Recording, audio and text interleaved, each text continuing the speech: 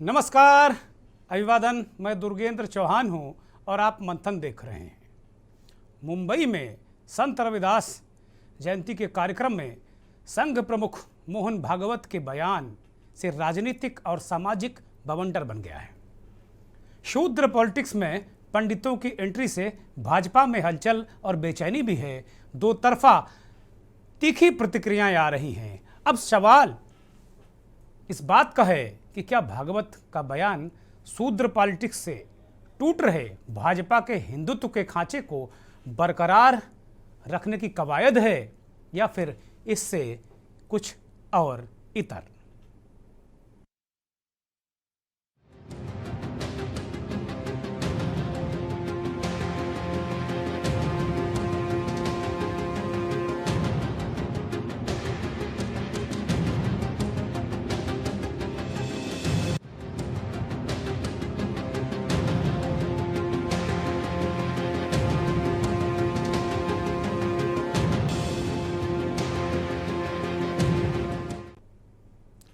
मुंबई में संत रविदास जयंती के कार्यक्रम में भागवत ने कहा कि अगर समाज बंटा न होता तो कोई आंख दिखाने की हिम्मत नहीं कर पाता। बाहर से आकर लोगों ने हमारे ऊपर शासन तक किया है। आरएसएस चीफ ने कहा कि जाति व्यवस्था पंडितों ने बनाई है। अब इसी जगह हम रुकेंगे। पंडितों से मतलब विद्वान या फिर ब्राह्मण, इस बात को लेकर अलग अलग तरीके से परिभाषित की जा रही है और इसी को लेकर बवंडर है। भागवत का यह बयान रणनीतिक कदम के तौर पर भी देखा जा रहा है। हालांकि उसके इस बयान के साथ ही साल 2015 में आरक्षण पर दिया गया उनका बयान भी लोग याद कर रहे हैं, या राजनीतिक लोग इसे याद दिला रहे हैं, या राजनीतिक विश्लेषक इसे स्मरण करा रहे हैं। मोहन भागवत ने कहा कि क्या हिंदू समाज के नष्ट होने का भय है? इस सवाल का जवाब कोई पंडित या ब्राह्मण नहीं दे सकता। इसे आपको खुद महसूस करना होगा। जब हर काम समाज के लिए है तो फिर ऊंच नीच की बात कैसे हो सकती है? भगवान की नज़र में सब बराबर हैं, उनके सब बेटे एक हैं, बेटी बेटियां सब एक हैं। कोई जाति वर्ण में नहीं बटा है, लेकिन श्रेणियां तो पंडितों ने बनाई हैं। आरएसएस चीफ ने कहा कि संत रविदास और बाबा साहब आम्बेडकर ने समाज में समता के लिए काम किया। ये सारी बातें उन्होंने मुंबई में कहीं। बिहार चुनाव से ठीक पहले 2015 में संघ प्रमुख मोहन भागवत ने कहा था कि सरकार को जाति आरक्षण पर एक समिति बनाकर तय करना चाहिए कि किसको कितना दिन तक आरक्षण मिले। उनका ये बयान बिहार चुनाव में बीजेपी के लिए बड़ी मुश्किल बन गया था। भागवत ने साल 2019 में भी आरक्षण पर एक बयान दिया था। उस वक्त उन्होंने कहा था कि लोग आरक्षण के पक्ष में जो लोग हैं, जो इसके खिलाफ हैं, दोनों एक दूसरे की बात तो सुने तो इसका एक रास्ता बिना किसी कानून नियम के मिनटों में निकल जाएगा। माना जा रहा है कि संघ प्रमुख की ओर से दिया गया ये बयान हाल ही के दिनों में रामचरितमानस पर हुए विवाद, हालिया बयान की बात कर रहे हैं, जिसमें उन्होंने कहा था कि पंडितों ने ऊंच नीच जाति विभेद किया। इस बयान की बात हो रही है और मानस पर हुए विवाद और उसके जरिए खींची जा रही जाति राजनीति की लकीर को धूमिल करना है। मध्य प्रदेश, राजस्थान और छत्तीसगढ़ में इसी साल आखिरी तक विधानसभा चुनाव होने हैं, लेकिन इन चुनावों में जो तपिश है इसकी उत्तर प्रदेश और बिहार की राजनीति में अचानक जो गर्मी आई है उससे महसूस की जा सकती है। दरअसल बिहार सरकार इस समय जाति जनगणना करा रही है, जिसकी रिपोर्ट अगले साल लोकसभा चुनाव में बड़ा मुद्दा बन सकती है। इसके साथ ही विपक्ष की कोशिश है कि हिंदू राष्ट्रवाद और ओबीसी के गठजोड़ के दम पर बीजेपी ने जो जाति समीकरण बनाया है उसको जाति राजनीति के उभार के जरिए तोड़ दिया जाए। रामचरितमानस पर बिहार के शिक्षा मंत्री प्रोफेसर चंद्रशेखर के बयान से यह बवाल शुरू हुआ और उत्तर प्रदेश में स्वामी प्रसाद मौर्य से होता हुआ अखिलेश यादव और अब एक तरीके से आरएसएस चीफ मोहन भागवत तक पहुंच गया। वास्तव में जो राजनीतिक, और ये बात कहीं ना कहीं हद तक इस बात को राजनीतिक विश्लेषक भी मानते हैं कि जिस तरीके से 2014 में नरेंद्र मोदी, आरएसएस और हिंदू संगठनों ने एक माहौल बनाकर जो जातीय खांचे थे उनको तोड़कर सबको एक हिंदुत्व के खांचे में लाकर खड़ा किया। यही वजह थी कि बीजेपी को प्रचंड सफलता मिली और जो क्षेत्रीय दल थे, जो जाति की राजनीति करते थे, वो काफ़ी कमज़ोर हो गए। लेकिन रामचरितमानस के उन छंदों और चौपाइयों के जरिए एक बार फिर से मंडल और कमंडल 1989-90 वाला माहौल मंडलवादी बनाने की कोशिश कर रहे हैं और इसका जवाब वो चाह रहे हैं कि किसी न किसी तरीके से हिंदुत्व का खांचा टूट जाए और बीजेपी को कमज़ोर इसी अस्त्र से किया जा सकता है। मोहन भागवत ने क्या कहा संत रविदास की जयंती के अवसर पर वो सुनना महत्वपूर्ण है और उसमें बहुत सारे रिएक्शन भी आए हैं, वो भी हम सुना देते हैं आपको। योग्यता एक आहे, मान सन्मान एक आहे, आपलेपणा सर्वांविषयी आहे, कोणीही उच्च नीच नाही। शास्त्रांचा आधार घेऊन पंडित लोक जे सांगत असतात ते खोटं आहे। जाती जातीच्या श्रेष्ठत्वाच्या कल्पनेमध्ये उच्च नीचतेच्या भोवऱ्यात अडकून आपण भ्रमिष्ट झालो आहोत। हा भ्रम दूर करायचा आहे। आपलं ज्ञान आहे, आपली परंपरा आहे, ते हे सांगत नाही, हे सांगितलं पाहिजे समाजाला।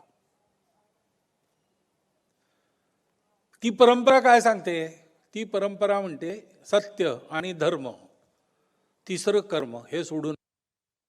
देखिए, मैं आपसे बता दूं, पहले ही मैंने कहा, उस दिन भी कहा, फिर कहता हूं मैं, समाजवादी पार्टी सभी भगवानों को मानती है, हर धर्म के भगवानों को मानती है, हर धर्म को मानती है, हर अच्छाई को मानती है, और समाजवादी पार्टी भगवान विष्णु के जितने अवतार हैं उन सबको मानती है। लेकिन अगर कहीं कोई प्रश्न लगा है, प्रश्न उठा है, और ये लड़ाई कोई हिंदू धर्म की आज की नहीं है, 5000 साल से भी ज्यादा हो चुके हैं। इसीलिए मैंने अभी भी उदाहरण दिया था कि बीजेपी के लोगों को रामधारी दिनकर जी की वो कविताएं पढ़नी चाहिए और एक बार फिर इतिहास के पन्ने पलटने चाहिए। तो इसलिए जवाब उन्हें देना है, जवाब से भाग नहीं सकते वो। मैं आप लोगों से विनम्र आग्रह करना चाहता हूं कि आप रामचरितमानस के उत्तरकांड के उस दोहे को याद करिए, पढ़िए निकाल करके, जिसमें लिखा है अधम जाति में विद्या पाए, भयहु जथा अहि दूध पिलाए। इसका शाब्दिक अर्थ, भावार्थ यही होता है कि नीच जाति के लोग विद्या पा करके जहरीला हो जाते हैं। किस तरह से? जिस तरह से दूध पीने के बाद सांप होता है।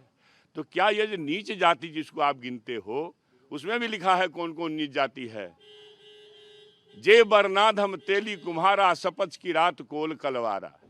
मतलब तेली, कुम्हार, कहार, कोल, कलवार सभी अधम जाति के हैं, नीच जाति। तो मैं ये कहना चाहता हूं कि 90% लोग अगर जाति के नाम पर अपमानित थे 3000 साल पहले और आज भी अपमानित हैं। जीतनराम मांझी मंदिर में जाते हैं, दुर्गा मंदिर में मधुबनी में, और पूजा करके आते हैं, तो पाखंडी लोग जो मेरा जी काटने का फतवा देते हैं, उन लोग गंगा जल से धोते हैं। गंगा जल की बात ये भी कर रहे हैं। मैं सोच रहा था कि आखिर अखिलेश यादव को 2017 की बात अब क्यों याद आ रही कि भाई जब वो मुख्यमंत्री पद से हटे थे और योगी आदित्यनाथ वहाँ गए थे तो मुख्यमंत्री आवास गंगा जल से धोया गया था। ये अब वो उठा रहे हैं कि मैं शूद्र था इसलिए गंगा जल से धो रहे हैं, मैं शूद्र था इसलिए गोमूत्र से धो रहे हैं। वो कह रहे हैं कि भाई गाय की से भी हम, गाय एक पवित्र है, लेकिन गोमूत्र से धोने के बाद क्या ज़रूरत थी? इसका मतलब कि कहीं ना कहीं वो अछूत समझते हैं, हमें हिंदू नहीं मानते। इस तरीके की एक परसेप्शन बनाने की कोशिश कर रहे हैं। बात बिहार के शिक्षा मंत्री चंद्रशेखर से शुरू हुई थी, स्वयं प्रसाद मौर्य से होते हुए, अखिलेश यादव से होते हुए ये हिंदी पट्टी के राज्यों में तेज़ी से ये शूद्र पॉलिटिक्स फैल रही है और जाति समीकरणों का जो उभार हो रहा है हिंदी पट्टी में, यूपी बिहार में दोनों को मिलाकर 120 लोकसभा सीटें हैं और धीरे धीरे इसका असर छत्तीसगढ़ और मध्य प्रदेश में भी होने की उम्मीद जताई जा रही है, आशंका जताई जा रही है। विपक्ष इसे उम्मीद बता रहा है और बीजेपी के लिए आशंका है।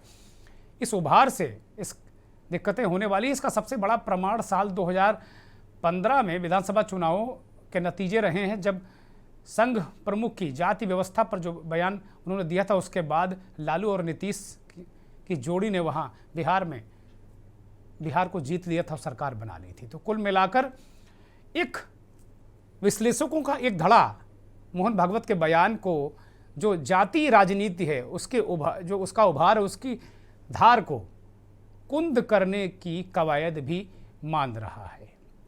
अब भागवत के बाद, भागवत का जो मोहन भागवत का बयान आया है, उसके बाद सबसे पहले के न्यूज़ ने उत्तर प्रदेश के पूर्व कैबिनेट मंत्री स्वामी प्रसाद मौर्य से बातचीत की और हमारे एग्जीक्यूटिव एडिटर प्रदीप विश्वकर्मा ने स्वामी से बात की।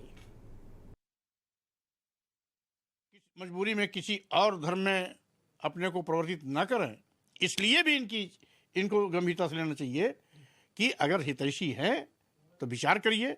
धर्म के नाम पर कुरीतियां, धर्म के नाम पर ढोंग, धर्म के नाम पर गाली, धर्म के नाम पर अपमान, धर्म के नाम पर नीच, धर्म के नाम पर अधम कहना बंद करें, क्योंकि सम्मान से कोई समझौता नहीं कर सकता। एक और खबर है, पल्लवी पटेल जो कि आप ही की पार्टी की एक सहयोगी हैं, उन्होंने आप पर कटाक्ष किया कि स्वामी प्रसाद मौर्य गलत समय पर सवाल उठा रहे हैं। वो हमारी न सलाहकार हैं और न उनके सलाह की मुझको आवश्यकता है। कभी भी कोई भी बात प्रसंग बस ही चलती है, बिना प्रसंग के कोई बात कही नहीं जाती है। बिना प्रसंग के कोई बात कही जाती है तो बकवास होता है। मोहन भागवत का जो बयान, आप उसको किस देखते हैं? क्या ये किसी दबाव में दिया हुआ बयान है या सिर्फ धर्म को बचाने के लिए दिया गया? अब उन्होंने अंत में अपना दर्द भी कह दिया जी, बयान भी दे दिया और दर्द भी कह दिया कि कोई धर्म न छोड़े, तो स्वाभाविक रूप से वो कहीं ना कहीं उनको धर्म पर खतरा दिखाई पड़ा। उनको एहसास हुआ कि कहीं ना कहीं देश का एक बहुत बड़ा समाज हिंदू धर्म को कहीं नमस्कार न कर ले, इसलिए उन्होंने समय रहते बचाव की मुद्रा में, भले ही मजबूरी में दिया हो। स्वामी प्रसाद मौर्य ये भी आशंका जता रहे हैं कि जो मोहन भागवत का बयान है उसमें ये दर्द भी है कि कहीं एक बहुत बड़ा समाज हिंदू धर्म को नमस्कार न कर ले। नमस्कार का मतलब टाटा बाय बाय कर ले, धर्म परिवर्तन कर ले, इस बात की बात वो कह रहे हैं। हालांकि ये उनका राजनीतिक बयान हो सकता है, लेकिन ये तो जरूर है कि जो ये जातीय उभार है, हिंदू धर्म से नमस्कार करें न करें बहुत बड़ा वर्ग, लेकिन बीजेपी को ऐसा लग रहा है कि अगर ये जातीय उभार इसी तरह हुआ तो एक बड़ा चंक उनसे नमस्कार जरूर कर सकता है, ऐसा लग रहा है उनको, और इसी वजह से वक्त से पहले ही वो सारी चीज़ें कर रहे हैं। तमाम चीज़ें इस तरह की निकल कर आए। उसके बाद स्वामी प्रसाद का एक ट्वीट भी आपके सामने है। वो कह रहे हैं आरक्षण की आड़ में महिलाओं को उनके अधिकारों को नहीं दिया गया, बहुत सारी बातें जाति व्यवस्था पर वो चोट कर रहे हैं, ये भी चीज़ें आई। लेकिन समाचार एजेंसी ANI ने पहले एक ट्वीट किया और उसमें बताया कि भाई मोहन भागवत का ये बयान था, और उसके बाद फिर उसने करेक्शन जो आपकी स्क्रीन पर है वो कह रहे हैं कि भाई पंडितों से मतलब ज्ञानी की उनका आशय था और ये उनके अनुवाद करने में गलती हो गई। खैर, एजेंसी जाने और RSS जाने, एक जिम्मेदार समाचार माध्यम होने के कारण हमने कोई भी रेफरेंस इस पूरे विषय में हमने छोड़ा नहीं है कि कल कोई ये बात ना कहे कोई कि नहीं हमारी बात नहीं रखी गई, तो हर तरीके से हमने रखा है ना। तो ये चूँकि पब्लिक डोमेन में है, समाचार एजेंसी का ये की सफाई है, ये हमारी ये जिम्मेदारी है कि अगर कोई भी समाज में, राष्ट्र में, दुनिया में कोई अपनी बात रखना चाहता है तो उसको हम मंच देते हैं। ये के न्यूज़ के एथिक्स हैं। एक ब्रेक लेंगे, लेकिन ब्रेक से पहले ये 2-3 बड़ी महत्वपूर्ण चीज़ें हैं।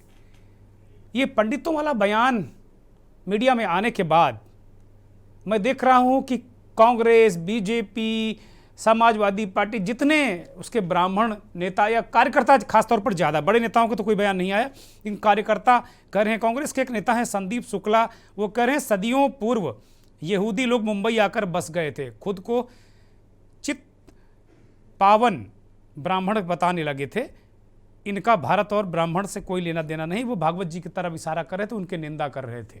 वो कह रहे थे कि वही चित पावन ब्राह्मण भागवत जी हैं, वो यहूदी हैं बेसिकली। ये कांग्रेस के नेता ये कह रहे हैं। इसी तरह एक कवित्री है उत्तर प्रदेश अलीगढ़ की, वासणे हैं, ब्राह्मण बिरादरी से आती हैं, वर्षा वासणे, वो कह रहे हैं कि ब्राह्मणों का जन्म तो ब्रह्मा जी के मुख से हुआ है, उन्हें गाली देकर क्यों आप दोनों लोक बिगाड़ रहे हैं, मतलब इहलोक और उहलोक, एक ब्रेक ले रहे हैं, अच्छे नहीं थे, ये बातें भी कही उन्होंने। तो कहीं ना कहीं चूंकि कहे कुछ भी कोई, लेकिन बीजेपी के पीछे अगर संघ खड़ा है तभी बीजेपी है, और संघ नहीं खड़ा है तो बीजेपी नहीं है। और फिक्र हो रही है संघ को बीजेपी की, जो ये शूद्र पॉलिटिक्स जैसे जैसे हाइप पर जा रही है, संघ फिक्रमंद है। मंथन की शुरुआत करते हैं, मेहमानों का परिचय कराते हैं। देश के जाने माने वरिष्ठ पत्रकार, राजनीतिक विश्लेषक बिलाल सब्जवारी साहब दिल्ली से हमारे साथ जुड़े हैं। बिलाल भाई बहुत स्वागत, बहुत धन्यवाद वक्त देने के लिए के न्यूज़ को। संघ विचारक डॉक्टर दिलीप अग्निहोत्री साहब हमारे साथ जुड़े हैं। डॉक्टर साहब बहुत स्वागत, बहुत धन्यवाद वक्त देने के लिए। भारतीय जनता पार्टी के वरिष्ठ नेता किसी जैन साहब हमारे साथ लखनऊ से जुड़े हैं। जैन साहब बहुत स्वागत, बहुत धन्यवाद आपका। पटना से जुल्फ़िकार आफ्ताब साहब जेडीयू के नेता हैं, प्रवक्ता हैं, हमारे साथ जुड़े हैं। जुल्फ़िकार साहब बहुत स्वागत, बहुत धन्यवाद। डॉक्टर योगेश शर्मा जी हमारे साथ जुड़े हैं, सर्व ब्राह्मण महासभा के प्रदेश महामंत्री उत्तर प्रदेश के हैं, बहुत स्वागत, बहुत धन्यवाद। और आरजेडी के तेज तर्रार नेता मोहित यादव हमारे साथ जुड़े हैं बिहार से। मोहित जी बहुत स्वागत, बहुत धन्यवाद और बहुत आभार आपका के न्यूज़ को वक्त देने के लिए। आज मंथन की शुरुआत डॉक्टर योगेश शर्मा जी से ही करेंगे, क्योंकि बहुत सारे ऐतराज आए पंडितों। भाई भागवत जी ने हो सकता ना कि वो विद्वानों के लिए कहा हो, पंडितों के लिए, लेकिन हम देख रहे हैं कि बहुत सारे देश भर में सोशल मीडिया भरा हुआ है, ऐसा लग रहा है कि बिल्कुल ब्राह्मण समाज खतरे में। एक नेता मैं देख रहा था, ट्वीट कर रहे थे कि ब्राह्मणों खतरे में हो। अजीब अजीब ट्वीट हो रहे हैं, अजीब अजीब स्थितियां हो रही हैं। ये कौन सी मानसिकता है? दूसरे को ज्ञान देने वाले खुद भी ऐसी बातें करते हैं। योगेश शर्मा जी। जी भाई साहब, सभी को नमस्कार। देखिए, ये जो ब्राह्मण शब्द है, ये ब्रह्मा का संस्कृत का शब्द है, और ब्राह्मण शब्द का अर्थ है ईश्वर का ज्ञाता। ऐसा स्कंद पुराण में लिखा हुआ है, सर्व ब्रह्मामयम जगत, कि ये जो पूरा विश्व है ये ब्रह्मा से उत्पन्न है। ब्रह्मा ने इस पूरी सृष्टि को उत्पन्न किया है। पहले सभी वेद एक थे, केवल एक ऋग्वेद वेद था, और पूरा जो संसार था वो ओंकार में था। अग्नि एकमात्र वर्ण था, और वर्णों में कोई वैशिष्ट नहीं था, सब ब्रह्मा में थे। इसीलिए कहा गया सर्व ब्रह्मामयम जगत। सर्वप्रथम ब्राह्मण को बनाया गया, और फिर कर्म के अनुसार दूसरे वर्णों को बनाया गया। तो भागवत जी कह रहे हैं ना शर्मा जी, आपके मुताबिक क्या ब्रह्मा जी लिख गए थे कि ब्राह्मण क्षत्रिय शूद्र वैश्य?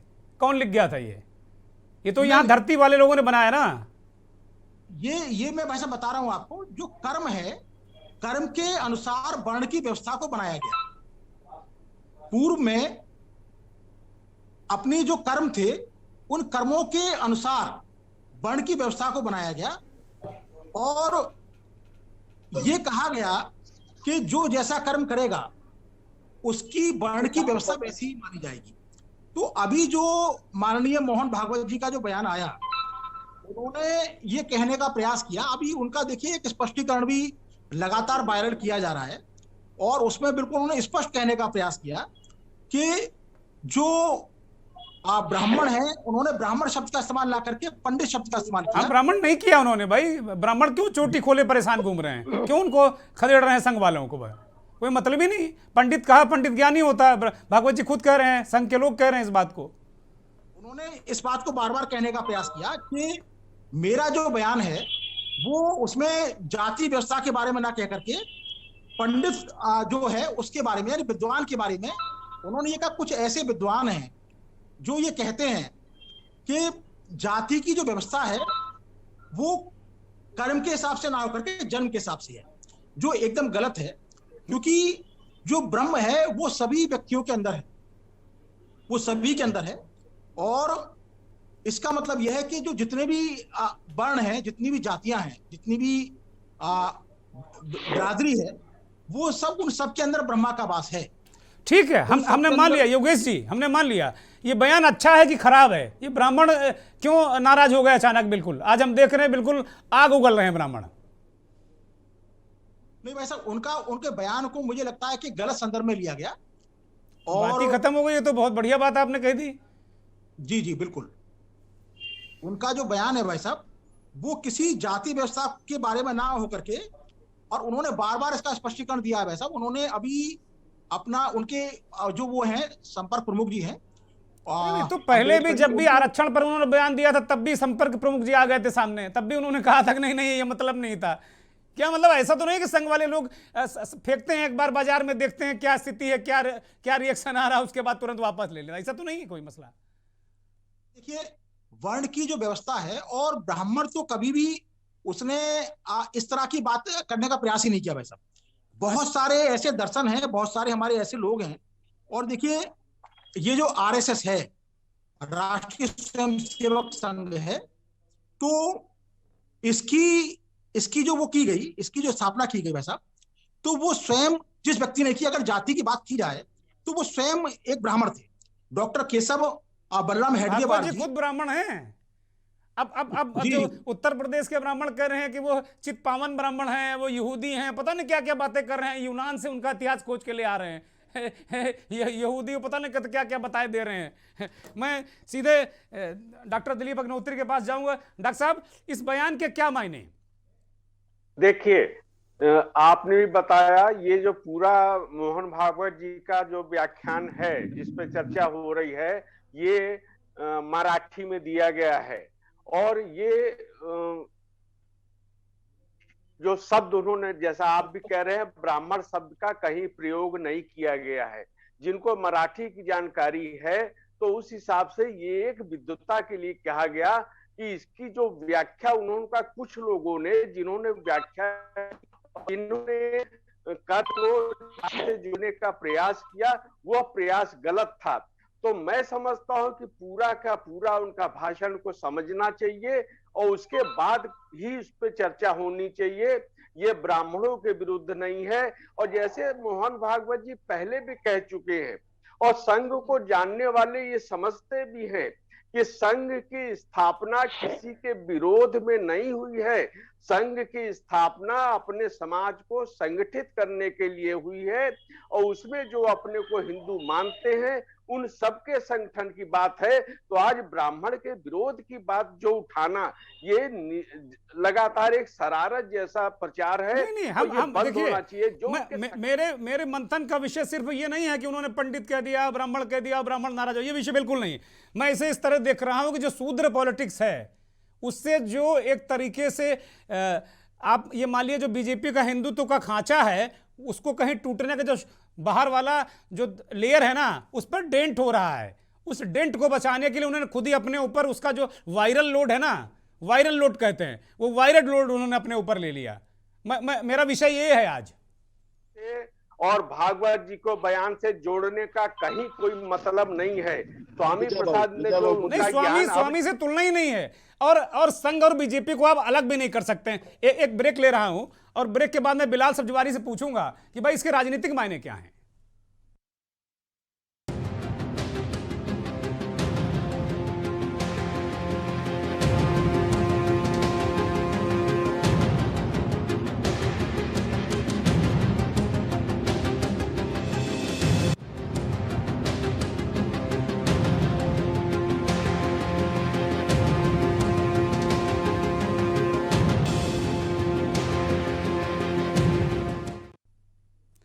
राजनीतिक विश्लेषकों का एक धड़ा यह मान रहा है कि मोहन भागवत का ये बयान बीजेपी को एक तरीके से जो नुकसान हो रहा है, शूद्र पॉलिटिक्स के जो उभार है, जो बार बार यूपी और बिहार से शूद्र शूद्र शूद्र की आवाज़ आ रही कि हम शूद्र हैं, हम शूद्र हैं, अगर इससे कहीं जाति खांचा राजनीति में फिट हो गया फिर से, तो बीजेपी के लिए बहुत मुश्किल होने वाली है।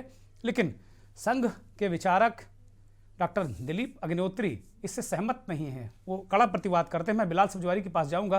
बिलाल भाई, इस पूरे बयान के राजनीतिक मायने और अगर कोई सामाजिक मसला है तो वो भी आप बताइए।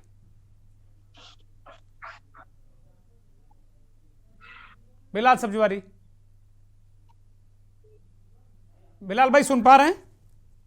जी हाँ, सुन रहा हूँ। जी जी, मेरा प्रश्न ये है कि भागवत जी का जो बयान है, जो एक संबोधन बयान क्या है, ये कार्यक्रम में वो बोले हैं और उसको लेकर फिर तरह तरह से बातें हुई हैं। उन्होंने कहा कि भाई पंडितों ने एक व्यवस्था, वर्ण व्यवस्था बनाई है, तो जो ओबीसी है, जो जिसे शूद्र कह के एक तरीके से बीजेपी को डेंट किया जा रहा है, दलित है, तो वो कह रहे हैं वो सीधे सीधे इसके लिए, वर्ण व्यवस्था के लिए जो बात गली चौराहे पर होती है अक्सर, और उन लोगों के बीच खास तौर पर होती है जो ओबीसी हैं, एससी हैं, वो जरूर कहे इस व्यवस्था के लिए ब्राह्मणवादी और मनवादी व्यवस्था को दोषी ठहराते हैं। वो कहते हैं इस बात को कि पंडितों ने ऐसा कर दिया, पंडितों ने वैसा कर दिया। ये गली चौराहे वाली जो बात आम जन में चर्चा रहती है, वो एक कार्यक्रम में भागवत जी ने बड़ी जिम्मेदारी के साथ में कहा। इसके कोई राजनीतिक मायने अगर हैं तो वो समझाइए, और सामाजिक क्या कोई इसका सरोकार है, लेना देना है इसका? हाँ जी दुर्गेंद्र जी, देखिए ये जो बयान जिस पर आज आपने डिबेट रखी है, ये बहुत ही व्यापक दृष्टिकोण से समझने की जरूरत है, क्योंकि ये बहुत ही महत्वपूर्ण आदमी के माध्यम से हमें प्राप्त हुआ है। मोहन भागवत आरएसएस प्रमुख, जो एक बड़ी संवेदनशील और बड़ी ही गहरे व्यक्ति हैं, और जब वो किसी बात को रखते हैं तो उसके बहुत व्यापक अर्थ होते हैं, उसका एक राष्ट्रीय फलक होता है।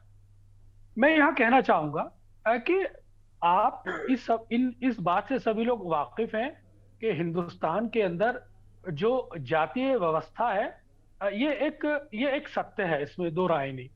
और इस जातीय व्यवस्था के अंदर जो एक डॉक्टर भीमराव अंबेडकर चिंतन है और ओबीसी चिंतन है, चाहे वो पेरियार के माध्यम से हो, चाहे ज्योतिबा फूले के माध्यम से हो, वो एक वैचारिक रूप ले चुका है, और ये विचार जमीन पर निरंतर अपने पंखों को फैला रहा है, और ये एक राजनीतिक व्यवस्था में भी बदल रहा है। और इस विचार की जो पीड़ा है उससे हम सब लोग वाकिफ हैं, उसको बार बार दोहराने की जरूरत नहीं है। और इस विचार के मानने वाले लोगों ने अपने आप को इस समाज के अंदर मुख्य धारा में लाने के लिए जिस तरह से वो एक आरक्षण की मांग करते हैं, वहां पर ये विचार उस व्यवस्था से टकराता है, उस विचार से टकराता है जो आरक्षण विरोधी लोग हैं। तो ये एक वैचारिक लड़ाई है। यहाँ पर मोहन भागवत जी ने बहुत ही महीन तरीके से, बहुत ही बारीक तरीके से ये बताने की कोशिश की है, ये सच कहने की कोशिश की है कि दरअसल ये धर्म की गलती नहीं है, बल्कि उसके इंटरप्रिटेशन करने वालों की गलती है।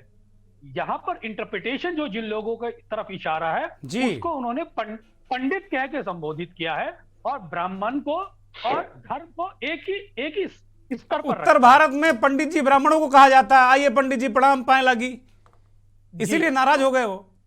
हाँ, उन्होंने समाज की व्यवहारिकताओं को समझते हुए, उस दबाव को समझते हुए जो जमीन से उठ रहा है और उस विचार से टकरा रहा है, कहीं वहां पर ये सनातनी धर्म दांव पे न लग जाए, उस धर्म के संरक्षण करते हुए। ठीक है बिलाल साहब, ये चिंता हो सकती है कि सनातन दांव पे न लग जाए, लेकिन सनातन दांव पर लग जाए या उसको दांव से बचाया जाए, ये शुद्ध क्या यही एक मंशा है? उन्होंने धर्म का संरक्षण करते हुए उस जातीय व्यवस्था पे चोट की है, जिसके कारण ये देश के अंदर समस्याएं पैदा हुई हैं। इसीलिए उन्होंने पर्टिकुलर पंडित शब्द इस्तेमाल किया है, और यहाँ पर पंडित से उनकी मुराद, जहां तक मैं समझता हूँ, विद्वान से है, वो लोग हैं जिन्होंने अपने हित को साधते हुए, अपनी सुपीरियरिटी को साधते हुए वर्ण व्यवस्था को एक का रॉन्ग इंटरप्रिटेशन किया। बिलाल भाई कंप्लीट कीजिए, मैं जरा बाकी मेहमानों के पास जाना चाहूंगा। अब मैं मोहित यादव के पास जाता हूं, आरजेडी के नेता हैं, बिहार से वरिष्ठ नेता हैं। मोहित यादव, ये मसला क्या है? अचानक आप लोगों को कहां से सूझ गया कि भाई रामचरितमानस पे एक नई डिबेट देश में करा दें? तो ये तो बड़ा श्रद्धा वाला ग्रंथ है, और आप शूद्र शूद्र शूद्र आप लोग चिल्लाने लगे, समाज फिर विघटन की ओर जाने लगा। बीजेपी के लोग कह रहे हैं आप लोग विघटित कर रहे हैं समाज को। चलिए चलिए चलिए, इसके लिए तमाम मेहमान जो आपके साथ डिबेट पर बैठे हुए हैं, मैं अपनी ओर से, पार्टी की ओर से आप तमाम साथियों को धन्यवाद देते हुए, मैं तमाम विद्वान जन से एक बात जानना चाहता हूं। हमारा जब ये लेखनी कार्य विक्रम संवत में आरंभ हुआ, विक्रम संवत में, लोग सब सारे बता रहे हैं ये इतना पुराना ये लेखनी है, ये इतना पुराना लेखनी है, इतना पुराना लेखनी है, लेकिन विक्रम संवत तो सारे लोग बता रहे हैं जब लेखनी कार्य आरंभ हुआ था और सारे लोग। फिर जल्दी से मोहन भागवत जी वाले में आ जाइएगा, बहुत बहुत डीप में मत जाइएगा। बाबा तुलसीदास को जरा छोड़ते हुए आगे आइए। अब मैं वही कह रहा हूँ, हाँ। मैं वही कह रहा हूँ। बताइए जब मनुष्य रूपा का संतान थे तो फिर ये तमाम मानव जाति थे, फिर ये जातियां कहाँ से आ गई और लेखनी कार्य कब से आरंभ हुआ ये तो तमाम लोग जानते हैं। और मोहन भागवत जी जिस पार्टी का संरक्षक है, जिनके अरे संरक्षक कहाँ है भाई, वो तो संघ प्रमुख हैं। ये कहीं लिखा थोड़ी कि भाजपा के संरक्षक, आप लोग भी इसी बातें करते हैं जी। संरक्षक है, संघ प्रमुख नहीं है, वो भारतीय जनता पार्टी के संरक्षक हैं। इनके देख रेख में देश की राजनीति चल रही है, देश की सत्ता चल रही है, जिसका फल स्वरूप ये देख लिए इस देश का नौजवान, इस देश का किसान, इस देश का आवाम अब बीजेपी से विपरीत दिशा में चल रही है। ये जितना बड़ा कार्य किया है विपरीत दिशा में चल रहा है। एक बात याद होगा आपको, ये पुलवामा की घटना ये सत्ता के लिए 42 को सीआरपी जवानों के हत्या करवाने वाले में से है। ये इसका कोई प्रमाण नहीं, ये आपत्तिजनक मामला है। इस पर कृपया टिप्पणी न करें आप, ये सेना और उस पर कतई टिप्पणी मत करें, ये आपत्तिजनक है। को नमन करता हूं जिनके द्वारा सेना को हत्या करवाया है सत्ता के लिए। अब इस बयान के मायने बताइए, मैं आगे चलूंगा क्योंकि बाकी मेहमान काफी देर से इंतजार कर रहे हैं। इस बयान का कोई मतलब है आपकी नजर में या नहीं है, बेमतलब है बयान?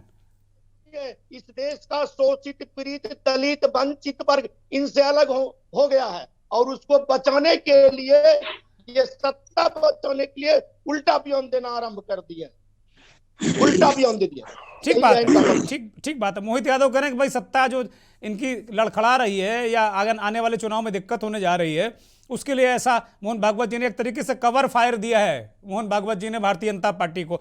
जुल्फिकार आफ्ताब साहब हमारे साथ प्रवक्ता जेडीयू पटना से जुड़े हुए हैं।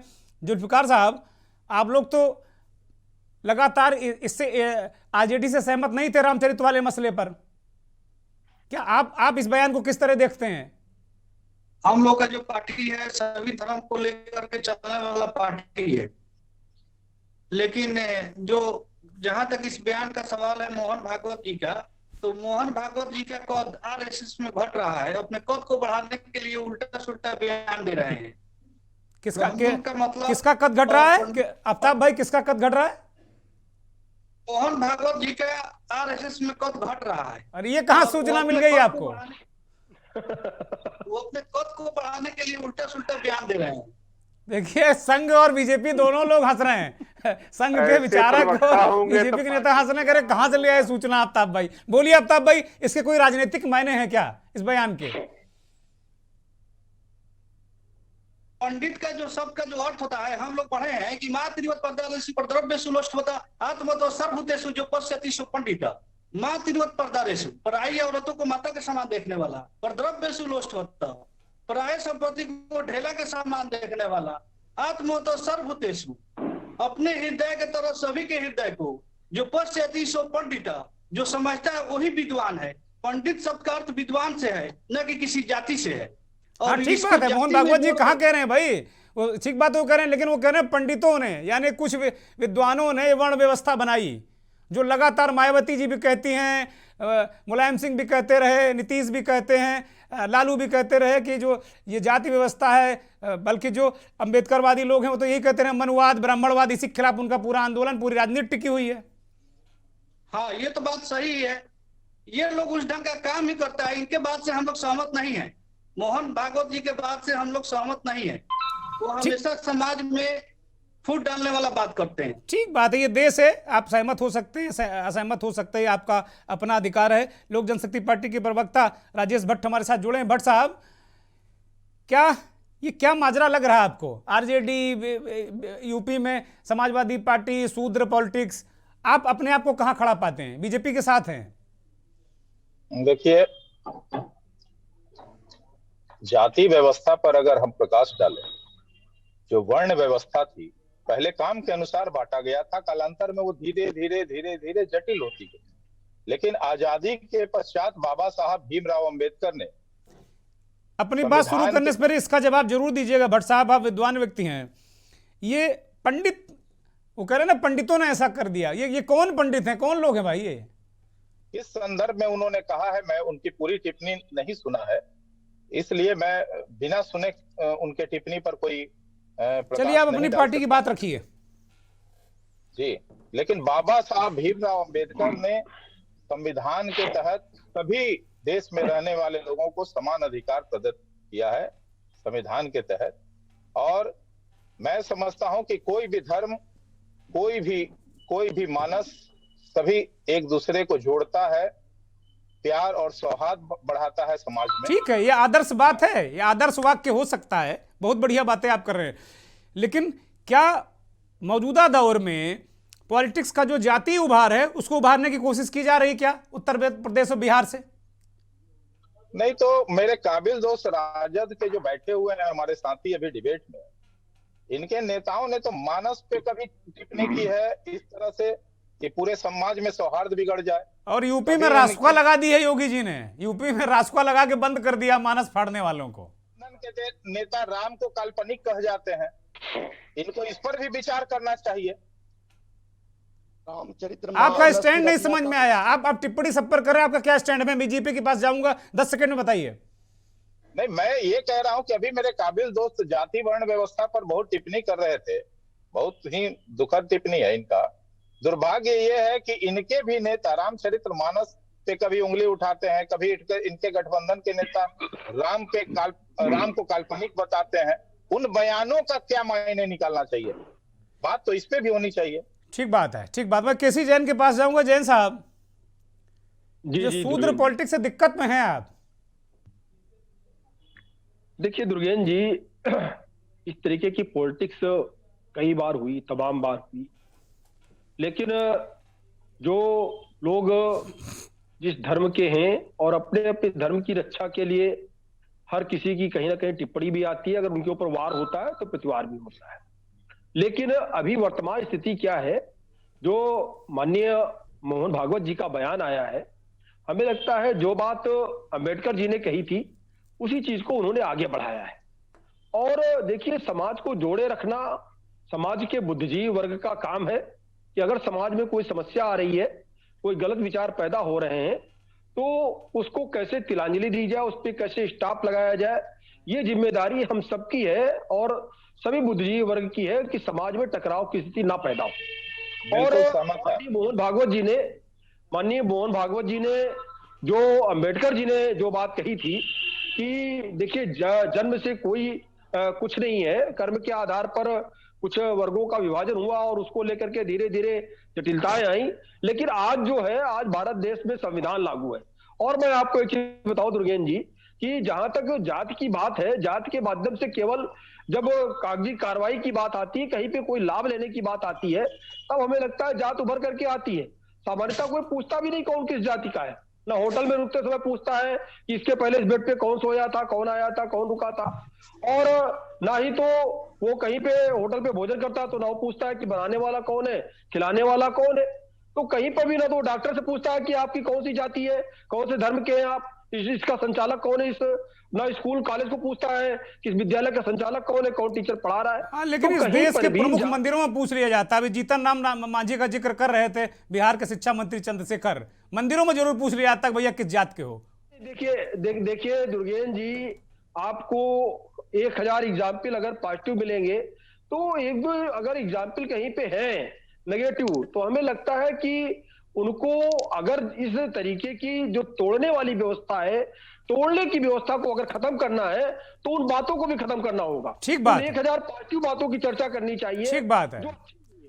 उन चर्चा नहीं करनी चाहिए जो एक दो नेगेटिव 1000 में से, और 1000 में से एक दो सिक्के खोटे हो सकते हैं, एक दो सिक्के। लेकिन माननीय मोहन भागवत जी ने जो अंबेडकर जी ने कहा उसी बात को आगे बढ़ाया। दूसरी बात यह है कि इस समय चूंकि सबकी राजनीति दांव पे लगी हुई है और भारतीय जनता पार्टी का सर्वोत्कर्ष जिस प्रकार से लगातार बढ़ रहा है, माननीय मोदी जी के नेतृत्व में जिस प्रकार से भारतीय जनता लगातार बढ़ती जा रही है, इसको कैसे तोड़ा है। जो बात आपने कही ना कि डेंट लग रहा है जातिवाद का, इस डेंट को कंट्रोल करने के लिए मोहन भागवत जी की टिप्पणी आई है। तो ये जो बात, वो दोनों बातें अलग अलग हैं, लेकिन हाँ, भारतीय जनता पार्टी को रोकने के लिए, भारतीय जनता पार्टी को कैसे रोका जाए, इसलिए जाति व्यवस्था के द्वारा कहीं ना कहीं समाज में जहर घोला जा रहा है। तो ठीक बात है, लेकिन ये जैन साहब, ये ऐसा संभव नहीं है कि जो बात आपको सूट करे वो करे। हाँ, जाति व्यवस्था से दिक्कत हो रही है, जरूर डेंट किया जा रहा है, लेकिन मोहन भागवत का बयान इसके परिप्रेक्ष्य में है, ये मानने को आप तैयार नहीं हैं। हम एक ब्रेक ले रहे हैं। ना इसका विश्लेषण हो सकता है और ना ही ये बहुत लाइट विषय है, बहुत गंभीर विषय है, और संघ का प्रत्येक अधिकारी जब कोई बात कहता है तो उसके निहितार्थ होते हैं। ये तो सरसंघ चालक हैं, सुप्रीम कमांडर अगर कोई बात कह रहे हैं तो इसके मायने बहुत दूरगामी परिणाम भी होने वाले हैं और दूरगामी इसके मायने भी हैं, और इसकी बहुत रणनीतिक मायने हैं। बिलाल सब्जवारी के पास जाते हैं। बिलाल भाई, आपने बहुत अच्छा विश्लेषण किया, हमारे दर्शकों के लिए बहुत अच्छी बातें आपने बताई, लेकिन इसमें जो राजनीति वाला पुट है आप छुपा गए। जी, मैं आ रहा था अपनी बात पर, क्योंकि जितना आप समय देते हैं मैं उसी से बाधित हूं, उसी से बंधा हुआ हूं। तो मैं ये कहना चाह रहा था कि मोहन भागवत जी के बयान को परिप्रेक्ष्य में समझने की जरूरत है। बहुत ही सेंसिटिव बयान है। अब एक बार फिर मैं अपने बयान को दोहरा रहा हूं कि भागवत जी ने वर्ण व्यवस्था के माध्यम से जो समाज के अंदर जातीय व्यवस्था है उसका प्रभाव जो धर्म पर पड़ रहा है, वहां पर उन्होंने ये जाति व्यवस्था का प्रभाव धर्म पे न पड़े, वहां धर्म दांव पे न लगे, इसलिए उन्होंने जातीय व्यवस्था के अंदर पंडितों के रोल को, जो धर्म का ज्ञानी है और जिन्होंने धर्म की गलत व्याख्या बिलाल भाई, माफी के साथ 5 सेकंड के लिए रोक रहा हूं। सनातन धर्म को बचाने की जिम्मेदारी हम कह सकते हैं पूरे हिंदू समाज के है, पूरे हिंदुस्तानियों के, सनातनियों के, लेकिन मुख्य रूप से तो ये धर्माचार्यों का काम है ना। जी जी, बिल्कुल, मैं उसी पॉइंट पर आ रहा हूं, ये धर्माचार्यों का काम है। लेकिन मौजूदा समय में मोहन भागवत जी ने देश के अंदर वो स्थिति प्राप्त कर ली है जहां पर वो एक समानांतर रूप में धर्म की जब व्याख्या करते हैं तो वो एक समाज में स्वीकार्यता रखती है, क्योंकि वो धार्मिक राजनीति करते हैं। देखिए, मौजूदा समय में जो एक जातीय जनगणना का दबाव पूरे देश के अंदर आया है, इस जातीय जनगणना के माध्यम से आने वाले समय के अंदर जो मौजूदा जातीय व्यवस्था है उसके अंदर बहुसंख्यक हिंदू समाज और अल्पसंख्यक हिंदू समाज में बढ़ जाएगा ये देश। तो ये बहुत बड़ी बात है, ये बहुत बड़ी बात है। जाति जनगणना के परिणाम होने वाले हैं, अब इसे दुष्परिणाम कहते हैं, सत्परिणाम कह सकते हैं, अपना अपना चश्मा है, लेकिन ये बहुत बड़ी बात आपने कही बिलाल साहब। बहुसंख्यक हिंदू समाज और अल्पसंख्यक हिंदू समाज में ये जाति व्यवस्था से न बटे, इसलिए उन्होंने धर्म को दांव पे लगाने की बजाय जातीय व्यवस्था का जो रॉन्ग इंटरप्रिटेशन पंडितों ने अपने स्वार्थ के लिए किया है उस पर चोट की है, ताकि धर्म बहुत दिनों बाद याद आया भागवत जी को। भाई, बहुत दिन हो गए, युगों युग बीत गए, संघ का गठन हुए बहुत दिन हो गए, अब याद आया है। देखिए, अरबी की कहावत है, देर आमद दुरुस्त आमद, देर सही लेकिन सही आए। भागवत जी बहुत समय से बहुत स्पष्ट बातें कर रहे हैं, सच बातें बोल रहे हैं, और पिछले काफी समय से अगर आप उनके बयानात देखें तो बहुत स्पष्टवादी होकर बोलते हैं, जो कमियां उसको स्वीकारते हैं। तो उन्होंने एक बड़ी चीज दांव पे न लगे, इसलिए छोटी चीज पर उन्होंने प्रहार किया। ठीक बात है, ठीक बात। डॉक्टर दिलीप अग्निहोत्री जी के पास जाऊंगा मैं। डॉक्टर साहब, बिलाल साहब ने बहुत अच्छी तरीके से व्याख्या की, लेकिन मेरा प्रश्न है, ये प्रश्न है, और आप अगर इसमें कुछ प्रकाश डाल सकें कि ये बात कहने में इतना वक्त क्यों लग गया संघ को कि भाई ये व्यवस्था है पंडितों ने बनाई है, ब्राह्मण क्षत्रिय शूद्र वैश्य। जब ये शूद्र शूद्र शूद्र होने लगा पूरे उत्तर भारत में, तब ये जरूरत क्यों पड़ी? देखिए, संघ प्रमुख ने कोई नई बात नहीं की। संघ की स्थापना के समय था कि सबको जोड़ के रखना है, और उस हिसाब इन से शब्दों का क्या आज तक प्रयोग किया है कभी किसी संघ प्रमुख ने आज तक कि भाई पंडितों ने व्यवस्था बनाई? मैंने नहीं सुना। आप बहुत पुराने हैं, बहुत अनुभव है, लेकिन मैंने आज तक नहीं सुना ये इस तरीके के शब्दों का प्रयोग किया हो कभी। ठीक है, लेकिन ये वहां पे मनसा कुछ भी रही हो, मनसा बहुत सारे संघ प्रमुखों की रही हो, स्थापना के समय जो कुछ कहा गया हो मुझे अच्छी तरह याद है और आपको भी याद होगा। तो मैं अभी जैसा क्यों कहा, अभी कैसी जैन साहब जो कह रहे थे कि उन्होंने कहा जो डॉक्टर अंबेडकर कहते आ रहे हैं वही उन्होंने भागवत जी ने अपने ढंग से कहा है। तो डॉक्टर अंबेडकर ने लिखा भी है कि जब ये स्थापना, जो हिंदू धर्म में पहले जाति व्यवस्था जन्म के आधार पर नहीं थी, 6-7 शताब्दियों तक ये व्यवस्था ऐसी चलती रही, उसके बाद इसका प्रादुर्भाव हुआ, इसी को अपने ढंग से उन्होंने कहा है। दूसरी बात, जो आप कह रहे हैं कि ये जो स्वामी प्रसाद मौर्य के बयान से हो रहा है, नहीं, स्वामी प्रसाद मौर्य को मैं मान ही नहीं रहा हूं। मैं कह रहा हूं कि बिहार से जो शूद्र पॉलिटिक्स का जो जातीय उभार शुरू हुआ और जनगणना शुरू हुई, जातीय जनगणना, उसको लेकर मैं जोड़ रहा हूं। स्वामी प्रसाद मौर्य एक कड़ी है उसकी चोटी से। मैं कतई नहीं मान रहा हूं कि स्वामी प्रसाद मौर्य के बयान पर भागवत जी कोई रिएक्शन देंगे। मैं नहीं मानता इस बात को। वाली बात है, ये निरर्थक बात इसलिए है क्योंकि इसमें शूद्र की और ताड़ना दोनों शब्द का गलत प्रयोग किया गया है। मैं मानस भी नहीं जा रहा हूं, मैं मानस अब जा ही नहीं रहा हूं, क्योंकि मानस हमारे सबके लिए पूज्य है और मैं बहुत आदर करता हूं दिल से। दूसरी बात ये कि ये कह कौन रहा है, ये राजनीति शुरू किसने की है? ये जो कई पार्टियां बदल चुके, जिनके बयान हर पार्टियों में रंग बदलते रहे। अरे स्वामी पर केंद्रित मत करिए, बिहार के शिक्षा मंत्री ने शुरू किया इसको। स्वामी पर केंद्रित मत करिए, स्वामी तो कड़ी है उसकी। उत्तर प्रदेश में अखिलेश से कहा हम क्यों पीछे रह जाएं, हमारे यहाँ तो 80 सीटें हैं, बिहार में 40 हैं, आरजेडी लूटे लिए जा रहा है। इन नेताओं की भी है जो पहले एक दूसरे को जंगलालों का आरोप लगाते थे, अब मिल रहे हैं। तो ये कोई मेरा कि स्वामी प्रसाद में नहीं, सबकी स्थिति वही बात है। दूसरी बात, कहीं भी हिंदू धर्म ऐसा दांव पे लगने वाला ऐसा नहीं है। अगले विदेशी आक्रांताओं के सैकड़ों साल के साथ में शासन के बाद भी चलता रहा। तो मूल भाव जो भागवत जी कहना चाहते हैं, तो हमको हमारी जो पहले की स्थिति थी जिसमें समभाव था, समरसता था और पूरा समाज एकजुट था और उसके बल पे भारत विश्व गुरु बना था, तो आज वही पुनः उसी रास्ते पर लौटने की आवश्यकता है और इसके लिए समरसता का भाव है। एक बात हमको ये समझनी होगी कि ये संत रविदास जी के कार्यक्रम में बोल रहे थे और संत रविदास जी पे एक मुस्लिम सिकंदर लोदी ने उनको कारागार में डाला था कि कहा था मुस्लिम धर्म स्वीकार कर लो। फिर आप मुस्लिम ले आए। मुस्लिम के बिना काम चलेगा नहीं, संघ का भी नहीं चलेगा और बीजेपी का नहीं चलेगा। मोहित यादव के पास जाएंगे हम। मोहित यादव, आप लोग ये कौन से जाति जहर फैलाते रहते हैं? आरएसएस कह रहा है कि आप हिंदू समाज को तोड़ रहे हैं, सीधा जवाब दीजिएगा, घुमाइएगा नहीं, समय नहीं मेरे पास ज्यादा। चर्चा होनी चाहिए। बोलिए मोहित यादव। ये नहीं कह रहे हैं कि वो दलित थे, ये बात क्यों कहने से परहेज करते हैं? उसके बाद भी इतने बड़े विद्वान थे, वो संत शिरोमणि कहलाए, ये क्यों नहीं कहते आप लोग? बोलिए मोहित यादव, अनम्यूट करिए अपने आप को। ठीक बात दुर्गेश जी, बोलिए, कंप्लीट करिए जल्दी से। नहीं सुनाई पड़ रहा। मोहित जी, आप ठीक करिए अपने आप को। आज कुछ लग रहा कनेक्शन गड़बड़ाया हुआ है आपका। चलिए बिलाल साहब की एक छोटी सी टिप्पणी वो। हाँ, हेलो। हाँ, मैं आ रहा हूँ। बिलाल साहब बोलिए जल्दी, 5 सेकंड जल्दी से बोलिए।